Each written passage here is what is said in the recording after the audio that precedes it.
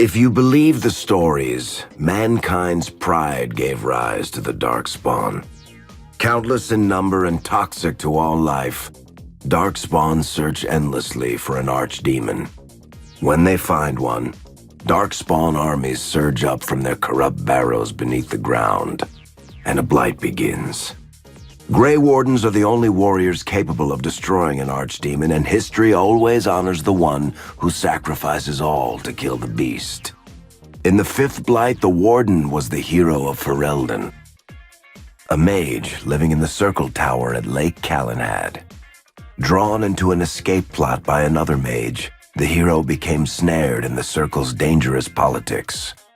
Duncan, a Grey Warden, helped the mage escape to a new life as a warden. The allied Ferelden and Grey Warden forces met in Ostagar, where King Kaelin's armies and a host of wardens gathered, ready to destroy the Darkspawn. But valor turned to despair as Loghain betrayed his king. Kaelin's forces were slaughtered, and the south was lost. The hero, now a full-fledged Grey Warden, survived with the aid of Flemeth, the mysterious witch of the wilds.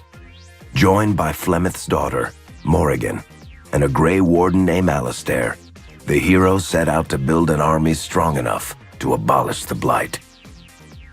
With the traitorous Loghain now seated on Ferelden's throne, the Warden sought help from the influential Arl Eamon of Redcliffe. However, they arrived in Redcliffe to find the town under siege. As each night, undead rose in waves and assailed the battered village.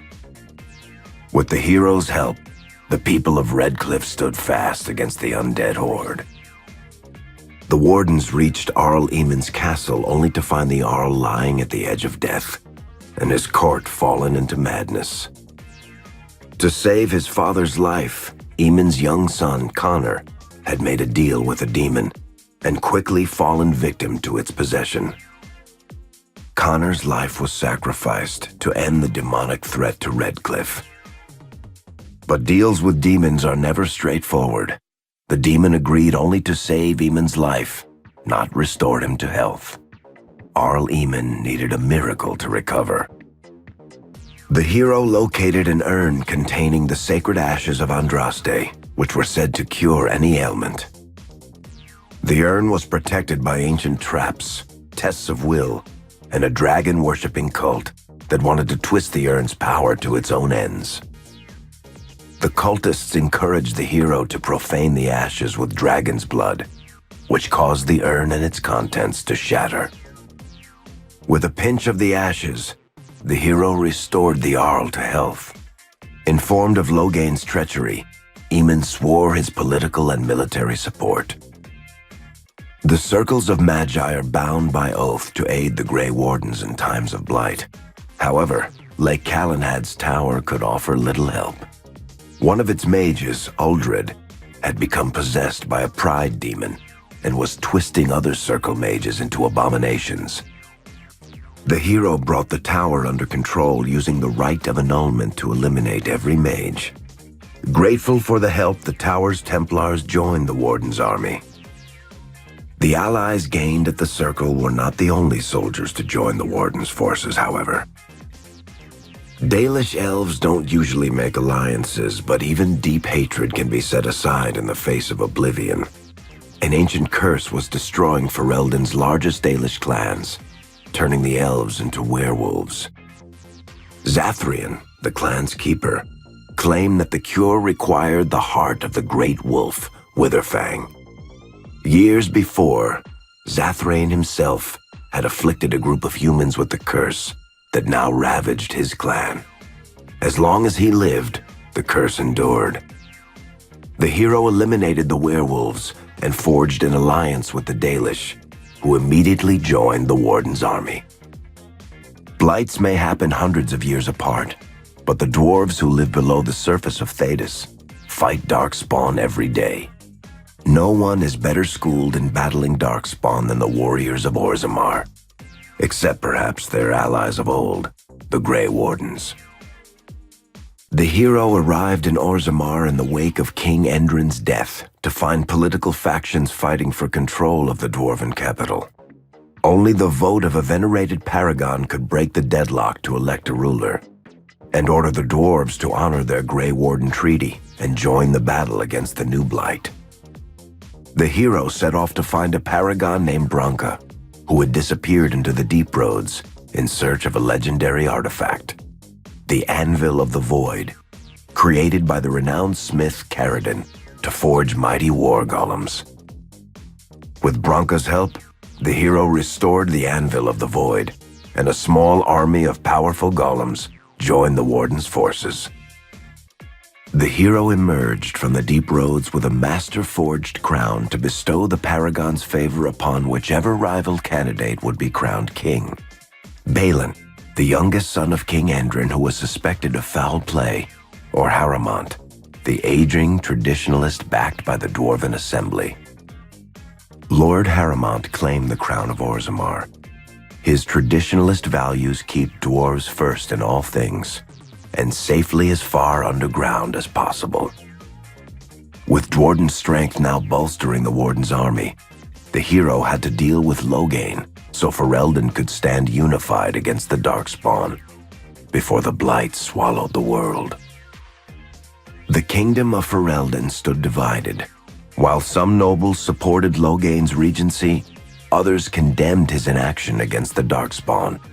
Civil war brewed, and Arl Eamon called a landsmeet in hopes of curtailing the conflict and removing Loghain from the throne. Loghain was found guilty of treason, and the hero carried out his execution in Denerim's palace. As the Warden's united army massed in Redcliffe, the Darkspawn overran Denerim, laying siege to Ferelden's capital city. The hero's army fought valiantly through Denerim and broke the Darkspawn's siege. On Fort Dracon's highest tower, the hero's strongest allies fought alongside the Warden in a final heroic battle against the massive archdemon. Alistair made a Grey Warden's ultimate sacrifice, giving his life to kill the archdemon and end the blight. With no archdemon to lead them, the Darkspawn scattered. Most fled underground, still teeming in number and always seeking a new archdemon to awaken. The shattered kingdom of Ferelden embarked on a long journey to recovery. In the Blight's aftermath, strong leadership was crucial. Honora MacTyr, daughter of Terran Loghain and widow of King Kaelin, assumed the throne of Ferelden after the Fifth Blight was ended.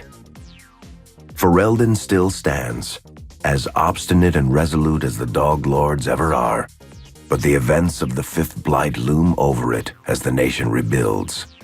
For people across Thedas, legends of the hero of Ferelden remain the nation's brightest beacons of hope during its darkest times. It all began in Kirkwall, the fall of Knight Commander Meredith, the Kunari Uprising, and of course, the Chantry's destruction and the onset of Mage Rebellion. One person always stood amidst the swirling chaos: Hawk, the champion of Kirkwall. The Hawk family fled Lothering, refugees from the Blight. Leandra, mother of the champion, and siblings Bethany and Carver, hoped to find refuge at her family's estate in Kirkwall, far to the north. While Hawk had no magical abilities, the champion was at the heart of events that ultimately led to the Mage Rebellion. The Hawks escaped the Blight with the help of Aveline Valen, a warrior and family friend. It's said that the family was also aided by Flemeth, the notorious Witch of the Wilds. Hawk's brother, Carver, never reached the Free Marches. He was killed by Darkspawn while protecting his family. The family's first years in Kirkwall were difficult. Leandra's brother Gamlin had lost the family fortune. The Hawks lived in poverty, forced to indenture themselves in return for entrance to the city. To pay off the debt, Hawk was forced to work for a band of mercenaries. All the while, Hawk and Bethany did their best to hide Bethany's magic from the Templars. Opportunity eventually struck in the form of a dwarf named Bartrand Tethras, who was planning an expedition to the Deep Roads. It was a long shot, but with gold gained from the expedition, Hawk could free the family from its criminal creditors and further Templar scrutiny. Hawk met a rogue Grey Warden named Anders, who possessed detailed maps of the deep roads. These maps were crucial to the expedition's success. Once Hawk obtained them, everything else fell quickly into place. Bethany joined Hawk on the expedition. The siblings found ancient dwarven treasure and a statuette formed from a strange red lyrium. Bethany fell victim to the blight that suffuses the deep roads, but Anders led her to a group of Grey Wardens who were able to save her life. The gold Hawk recovered from the deep roads brought back Leandra's stately childhood home in Hightown. The Hawks had barely settled into their new home when Leandra was murdered, a deeply sinister and twisted killing. Hawk hunted down Quentin, the blood mage responsible, but could not prevent Leandra's death. Leandra's tragic death was part of a critical problem facing Kirkwall: rising tension between the city's mages, who felt increasingly oppressed, and Templars, who grew increasingly suspicious of their activities. Adding to the strain, a large contingent of Kunari had also established themselves in Kirkwall, much to the growing discomfort of the city's rulers. After their dreadnought was shipwrecked many years before, a group of stranded Kunari were allowed to remain in a cordoned-off area in Lowtown. As time passed, the Kunari made no effort to return home and offered no explanation about why they remained. Tensions rose to a breaking point. Revered Mother Patrice, convinced the Kunari were a threat to the Chantry's faith, incited violence between the Kunari and the Kirkwall populace. Hawk knew that Patrice would bring about unnecessary conflict. Though the champion tried to stop her, Patrice orchestrated the murder of Seamus Dumar, a Viscount's son and a recent convert to the Qun. When her crime was discovered, a Kunari assassin killed her. After Seamus was murdered, the Arishok of the Kunari group lost patience with the humans of Kirkwall. They would now submit to the Qun or die. The Kunari struck hard and fast. They took the palace in Hightown and beheaded the Viscount to immediately quash any resistance. Aided by Knight Commander Meredith and First Enchanter Orsino, Hawk reached the palace and stood toe-to-toe with the fearsome Kunari leader. Hawk's ally, Isabella, was a notorious raider and ultimately responsible for the crisis. She had stolen the Tome of Koslan from the Kunari, who remained in Kirkwall to search for it. Isabella returned the book, and Hawk let the Kunari take her prisoner as penance. Finally appeased, the Kunari returned home peacefully. Hawk saved Kirkwall and earned the grudging respect of the city's Templars, mages, and nobility, along with the title that history remembers, the Champion of Kirkwall. Kirkwall's problems were still not over, however. After Viscount Dumar's death, Knight Commander Meredith took power and blocked all attempts to appoint a new Viscount. Under Meredith's command, the Templars tightened their grip on the mages, planning to suppress what Meredith saw as a growing rebellion. Anders, who spent years fighting for justice and freedom for his fellow mages, saw that the time for negotiation was past. He destroyed Kirkwall's chantry, killing hundreds, including Grand Cleric Elthina. This single act began a rebellion that spread from circle to circle, until all circles of Magi had risen up in defiance against chantry rule. Though Anders had done the unforgivable, something stayed the champion's hand. Anders survived the day, although many others did not. Fighting spread swiftly through the city. Some mages rebelled openly, many of them succumbing to possession. Templars turned their swords on mages who rebelled and on those who did not. As First Enchanter Orsino refused to bend to the Templars, Knight Commander Meredith demanded that every mage in Kirkwall be put to the sword. The Templars found an ally in the champion, who fought alongside them to quash the rebellious mages. In the end, the Templars placed Hawk on the Viscount's throne, for a time at least. The battle proved one thing: Knight Commander Meredith had gone mad. Hawk saw the truth of it when Meredith unsheathed her sword, and the red lyrium idol from the deep roads was embedded within it.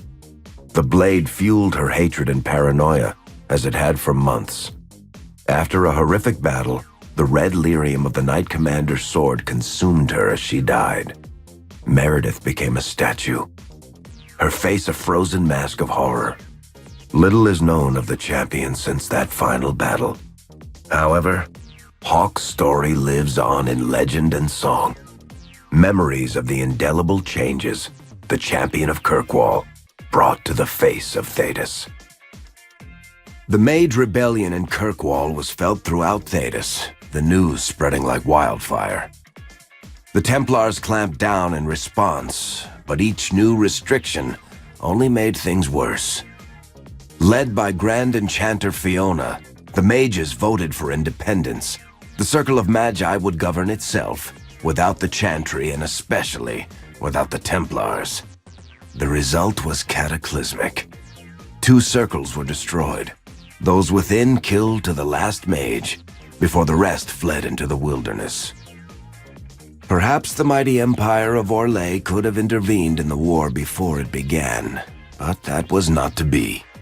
Grand Duke Espard began a deadly civil war against Empress Celine, vying for the Orlesian throne. The mages were offered safe haven in neighboring Ferelden, but the Templars followed, and so their battle spread across all of Thedas. As head of the Chantry, Divine Justinia ordered the Templars to stand down. They refused, declaring their own independence. Thus, the war began in earnest. Templars hunting mages, mages fighting Templars. Their clashes wreaked untold destruction, and all sense of order was falling to pieces. Divine Justinia made one final desperate bid to end the war. She approached the leaders of both sides and convinced them to come to a conclave held on neutral ground. With the Chantry to mediate, mages and Templars will talk for the first time since this all began. It is our last, and perhaps our only, chance for peace.